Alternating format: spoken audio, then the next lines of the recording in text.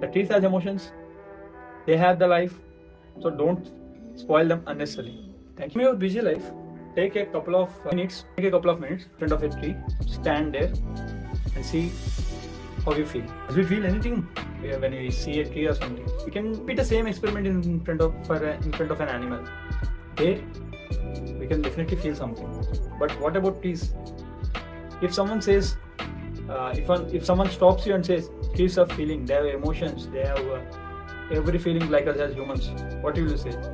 Most probably you'll just smile and do your work. But I came across a book which is about the life of trees, and the author mentioned it like hidden life of trees.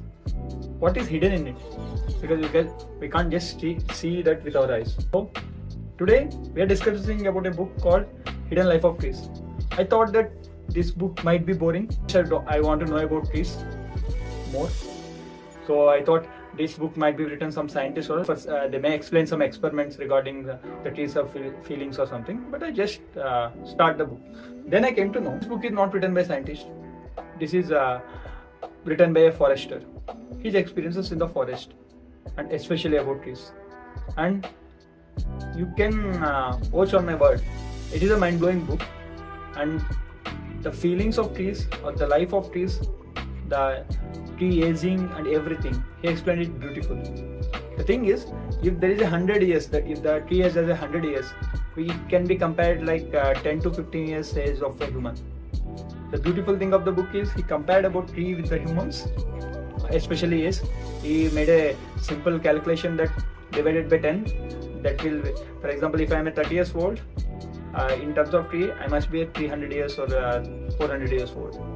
That is how the equivalent age will be. Not only that, how the trees communicate with between themselves, how the trees support the other trees.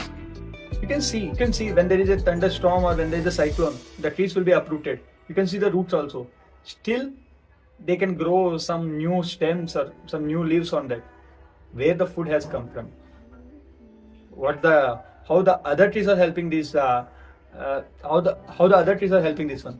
That is how. This is the one aspect of book, and the book is simple thing. It might be a big book, say around 300 pages, but it's a very good one. Go to the forest and you can observe the trees they are straight, long, and they reach the maximum height they can. Why something is like that? Or go to a garden or your nearby trees. They don't go for that much height. They just have multiple branches when compared to the forest. Why this? What is the difference between the trees in the forest or in the garden? Or in the garden, if you're planting trees, what the tree may think. If the tree has if the tree has a language which you can understand, how that will be. That is how this book is. This book gives the insight of trees. Not only insights, it gives the insight of trees, their emotion, their food, and whatnot. After reading the book, you can simply see that cutting of a tree branch is dangerous for the tree. We may think that we are not uprooting the tree, we are just cutting a branch and it can regrow. And that is the not same when it goes to in the concept of tree and in the eye of tree. And there are some chapters named called Street Kids. What are these? Why the ecosystem in the forest is so important for the trees to survive. How the forest will expand. All these things are clearly and innovatively explained in this book, which one will enjoy, and I think you may enjoy. Or the people who love environment, they must read this book, The Hidden Life of Trees. All the guys who think that the nature is deteriorating, they must read the book. Why to read? Because we can have some knowledge about trees, and that knowledge or that knowing of trees can induce some empathy. Because we are humans, we have to live off trees and animals. That is how the nature is. But there must be a limit that can be a sustainable living. And at least the thing is, when we don't need it, we don't have to unnecessarily utilize or unnecessarily cause pain to them. That is my main motive for reading this book, and for making this video also. Trees have the emotions. What is the language of trees? And what is the tree lottery? I'm going to some of the content of the book. That's chapters. Trees aging gracefully. What it mean by? What is the hibernation in trees? How trees sense the climate change, or how trees sense the climate? Why it is?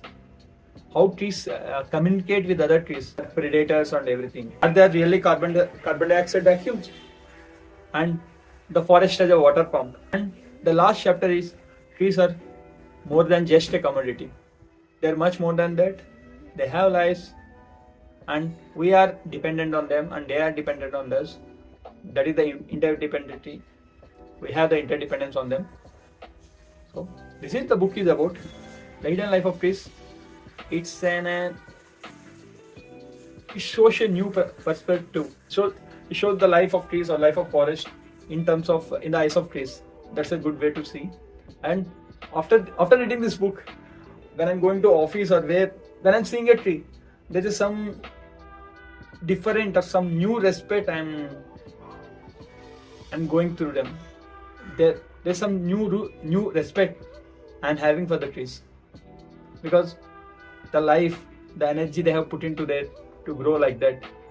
And it is not like you cannot just see them like as just still beings. They have moments, of course. They might be slowly. That is the book is about. After reading this book, I am thinking of going a forest. It would be a much more great experience for me. That is the book is about the hidden life of trees. The trees has emotions. They have the life, so don't spoil them unnecessarily.